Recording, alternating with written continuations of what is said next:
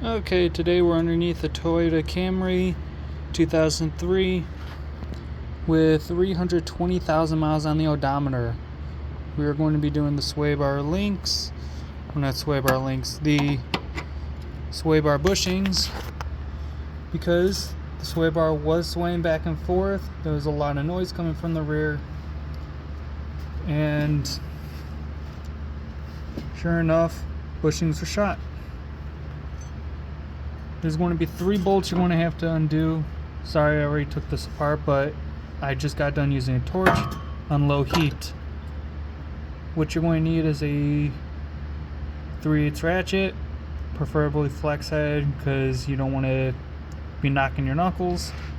Going to need an extension, preferably a 3-inch extension, and a 12mm socket. All that stuff can be purchased at your local Harbor Freight, including the torch. Get the yellow can, it burns hotter. Put it on a low heat and only heat up the ends you want to hit. As you can see, you want to hit the side where the threads are stuck. Try PV blaster first. If that doesn't succeed, use a torch, but be careful. You do have a brake line here, got a speed sensor here. Be careful, keep the flame low. What you're going to want to do, if you did use a heat, these will pop right off. And for the new one, sorry about that.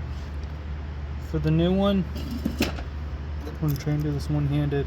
There's a little cut in the side. Still a little warm, but it's not really the sway bar that got heated. These things are meant to expand. As you can see, I'm going to have to pause and I'll get back to you once I get it back on. But what you're going to try and do is open it and try and put it on here like that. That's your best bet. Give me 1 second. Now that we got it on,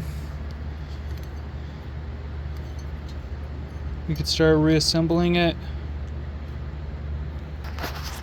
Okay, I'm not the best at making the videos, but hook in first and slide it in.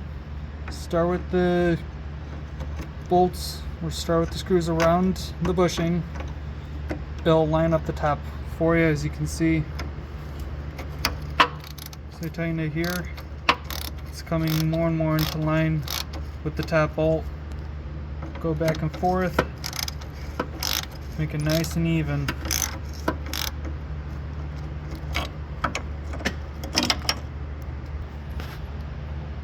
Sorry, I gotta keep pausing, but it does require 2 hands for the ratchet I'm using.